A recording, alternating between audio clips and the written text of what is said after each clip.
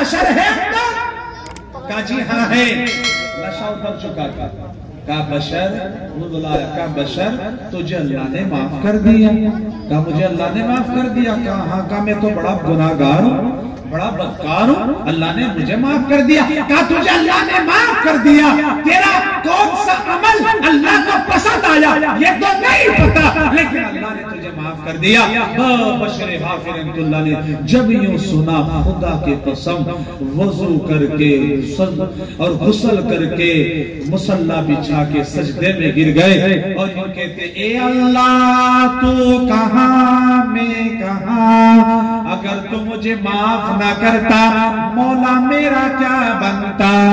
और जंगलों में गश्त करते और वो यूं कहते, ए मेरे मौला याद में तेरी सबको भुला दूं, तू ही मुझको याद रहे, याद में तेरी सबको भुला दूं, तू ही मुझको याद रहे, तुझ पे सब घर बार लुटा दूं, खाना दिल आबाद रहे, सब खुशियों को आग लगा दो, गम से तेरे दिल शाद रहे, सबको नजर से अपनी गिरा दो, तुझसे फकत फरियाद रहे, और दोनों जहां में जो कुछ भी है सब है तेरे ज़ेर नगी, जिन्नो इंसो हूर मलाइक अर्शो कुर्सी चरख ज़मीन, और कौनो मकामे लायक सजदा तेरे सिवाए नूर मुबीन, कोई नहीं है, कोई नहीं है, कोई नहीं है, कोई नहीं, और नफ्सो शैतान दोनों ने मिलके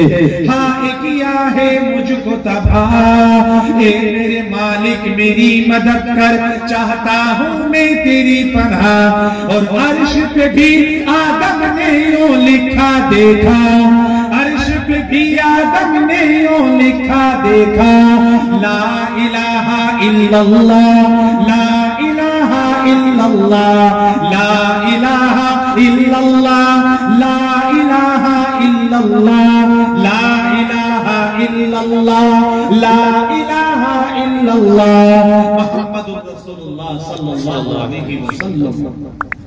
काहे में बख्शीश हुई? अल्लाह के नाम के ताकत का एहतराम किया, जिस पर अल्लाह का नाम लिखा था उसको मोहब्बत की निगाह से उठा के धो दिया, उसे कुर्ते से साफ कर दिया, उसे ऊंची जगह रख दिया। अल्लाह ने कहा, ओ मेरे बंदे, तू मेरे नाम का एहतराम करे, तू मेरे नाम की ताज़ीम करे, और मैं तेरे नाम को जलील करो या मैं तुझे जलील करो, ये मुझे गवारा नहीं। तूने मेरे नाम का एहतराम किया जो मैंने तेरा किया, और तुझे मैंने माफ कर दिया। इसे कहते कुरान का अदब। क्या कहते इसे? कुरान का, इसे कहते कुरान का अदब। करेंगे अल्लाह देगा, पढ़ोगे अल्लाह देगा, देखोगे अल्लाह देगा, अम्मी उंगली फेरोगे अल्लाह देगा, मोहब्बत करोगे अल्लाह देगा। याद रखो, जैसी भी कुरान से आप ताल्लुक करोगे अल्लाह उसी के मुताबिक फैसला फरमा देगा। मुझे तकरीर तो नहीं करनी, हालात इसकी जल्द भी नहीं देते, लेकिन एक बात आप मुझे बताओ, कुरान पाक से मोहब्बत करने वाला कामयाब है कि नहीं है? बोलो। अरे हाँ हो तो करो। कामयाबी मिलती ही नहीं मिलती अल्लाह के कलाम को पढ़ने में, लेकिन फिर भी कुरान से दूर क्यों? कितनों के घरों में उठा करके देख लो, अल्लाह का कलाम रखा हुआ है और उस पर गर्द लग रहा है, लेकिन मुसलमान है जो पढ़ने को तैयार नहीं होता। कितने को कुरान पढ़े पढ़े एक एक महीना हो गया, दो दो महीने हो गए, और कितने माशाअल्लाह ऐसे है जिन्हें पूरा साल ही गुजर गया, उसने अल्लाह के कलाम को पढ़ के नहीं देखा, तो फिर पता बरकत कहां से आएगी? अल्लाह के कलाम से बढ़कर क्या है? कुछ भी नहीं। इसलिए तमाम किताबों की सरदार अल्लाह का कलाम है, और जिस पर उतरा वो तमाम नबियों का सरदार नबी करीम सल्लल्लाहु अलैहि वसल्लम है।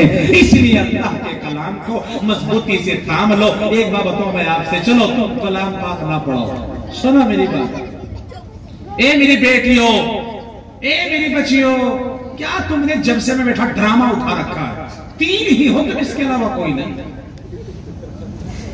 और औरत तो एक ही हो वही काफी हो, औरत तो एक ही हो वही काफी हो, सब पे भारी पड़ जा।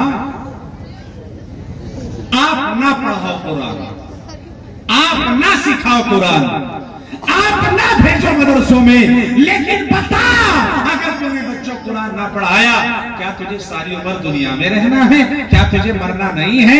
बता, जब तेरी मौत का वक्त होगा तो जिंदगी मौत के झूले में झूल रहा होगा, अपनी फटेली आंखों से छूटती हुई दुनिया को देख रहा होगा।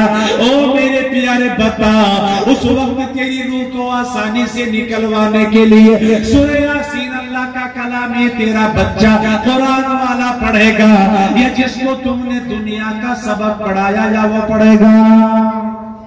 कौन पढ़ेगा? कुरान वाला। कौन पढ़ेगा? कुरान वाला। तुमने बोलो, बड़ों से कह रहा हूं मैं, कौन पढ़ेगा? कुरान वाला। तेरी मौत हो गई, तेरी जिस्म से निकल गई, अब तेरा धड़ पड़ा है, जिसे उठाए फिरता है, या तो कहता मेरी नाक नीची ना हो, मेरी बात नीची ना हो, लेकिन जिस्म से हवा निकलती है, फिर चाहे कहीं डाल दो, फिर उसका कोई बात नीचे नहीं होती। ओ मेरे प्यारे बता, अगर तूने बच्चों को कुरान ना पढ़ाया, तेरी रूह निकल गई, तेरे जिस्म को पलड़े पर लेटा दिया गया, तेरे कपड़ों को उतार दिया गया, तुझे गुस्ल दे दिया गया, तुझे कपड़े के टुकड़े में लपेट दिया गया, तुझे चारपाई पे लिटा दिया गया, 4 आदमी तेरा जनाजा लेके मस्जिद के पास आ गए। ओ मेरे प्यारे बता, अगर तूने बच्चों कुरान ना पढ़ाया, अपने बेटे को अल्लाह का कलाम ना सिखाया, छोटी सब में खड़ा होकर कहेगा इमाम साहब इजाजत है, और खुद ये नियत करेगा, जो इमाम की नियत वही मेरी नियत, अल्लाह अकबर। और अभी क्यों पढ़ाओ मेरे अब्बा के जनाजे की नमाज, क्योंकि तुम तो चाहते थे कलाम पाक पढ़े ना पढ़े, लेकिन बड़े से बड़ा बड़े से बड़ी क्लास से पढ़े, इंटर करे, MA करे, BA करे, लेकिन कलाम पाक पढ़े ना पढ़े, सुबह का वक्त होता है, शाम तक अपने बच्चों को स्कूल का टाइम देता है, और अल्लाह के कलाम के लिए आधा घंटा चला जा बेटा, जान किला पता कर ले, बहुत बड़ा मौलवी पड़ जाएगा तो आधे घंटे में जाएगा, और आधा घंटा भेज के नुके मौलवी को क्या बताऊं खान साहब, 4 साल हो गए आ रहा थारे पर, 4 साल अब तक तो ना पढ़ाया। कभी जाके स्कूल वालों से पूछा, कभी जाके मालूम किया आपके बच्चे से आता क्या है? कितने बच्चे इस तरह से है सरकारी स्कूलों में पढ़ने वाले? मैं ऐलान करता हूं, मैं डरता नहीं हूं कि जिनसे अभी तक अपने बाप का नाम तक लिखना नहीं आता, लेकिन जाकर कोई नहीं कहता जी बस वहां कपड़े फ्री मिले, रोटी फ्री मिले, ड्रेस फ्री मिले, किताबें फ्री मिले, मार्क्स सब फ्री मिला, पढ़ रहा नहीं पढ़ रहा, जब बर्बाद हो रहा उसकी करियर, उसकी जिंदगी, उसका मुस्तकबिल तबाह हो रहा है, लेकिन मुसलमान है आज अपने तालीम को छोड़कर दौड़ लगा रहा है।